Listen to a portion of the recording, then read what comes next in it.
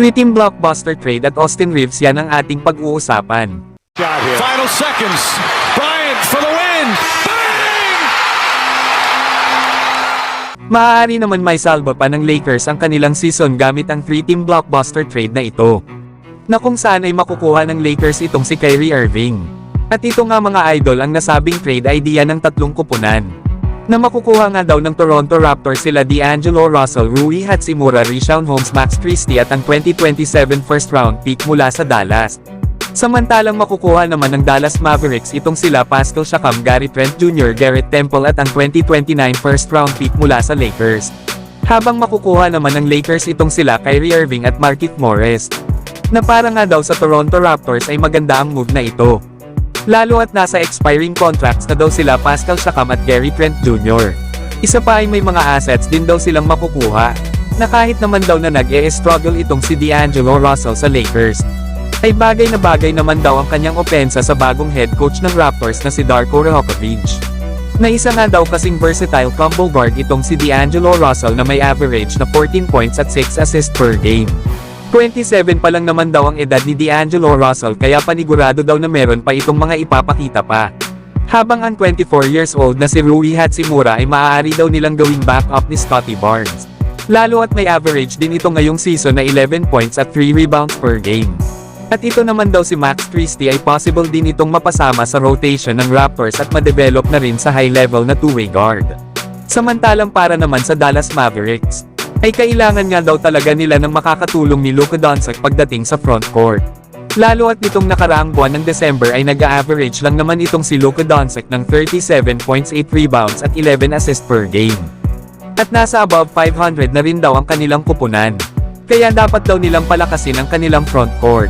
At para nga daw mangyari ito ay kailangan nilang pakawalan si Kyrie Irving upang makuha si Pascal Siakam, na ngayong season ay nag-a-average nga ito ng 22.6 rebounds at 4 assists per game. Partido pa nga daw mga idol dahil nagagawa na ni Pascal Siakam ang ganitong mga numero ng walang tulong na playmaker. Kaya ano pa kaya kung makakasama niya ang katulad ni Luka Doncic?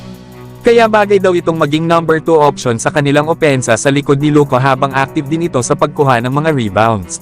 Habang maaari nga rin daw gawing starter ng Dallas itong si Gary Trent Jr.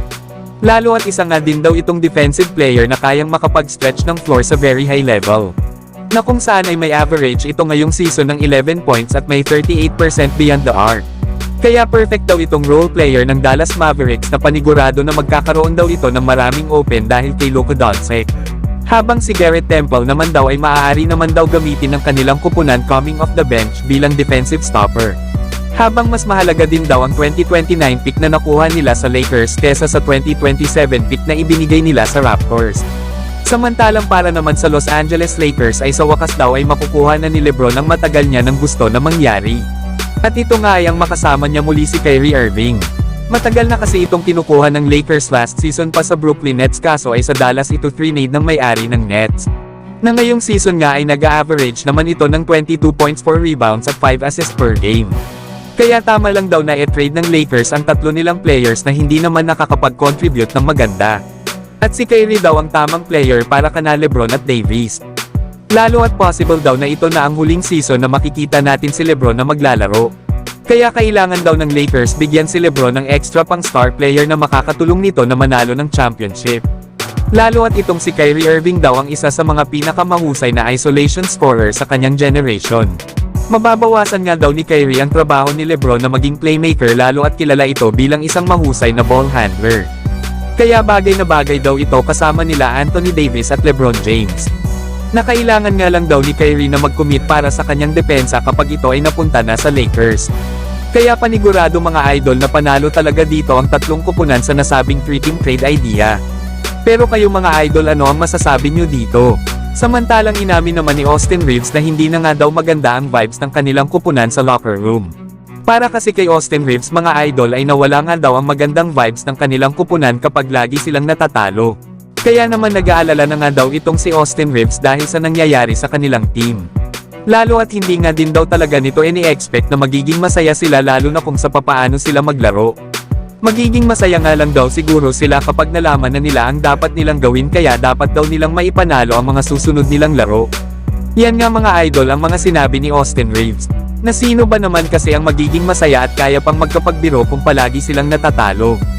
Na para pa nga kay Austin Reeves hindi naman daw ibig sabihin na walang vibe ang kanilang mga players sa ngayon.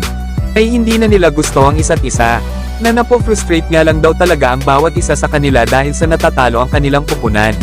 Kaya kung magagawa ng Lakers na makabalik sa winning column, ay panigurado na babalik na ang masayang samahan ng kanilang pupunan sa locker room. Na bukas nga ay makakalaban naman nila ang Memphis Grizzlies. Kaya tingnan natin mga idol, kung makakakuha ba ang Lakers ng kanilang first win ngayong January. So hanggang dito na lang tayo mga idol. At huwag nyo naman kalimutan mag-subscribe bilang pagsuporta.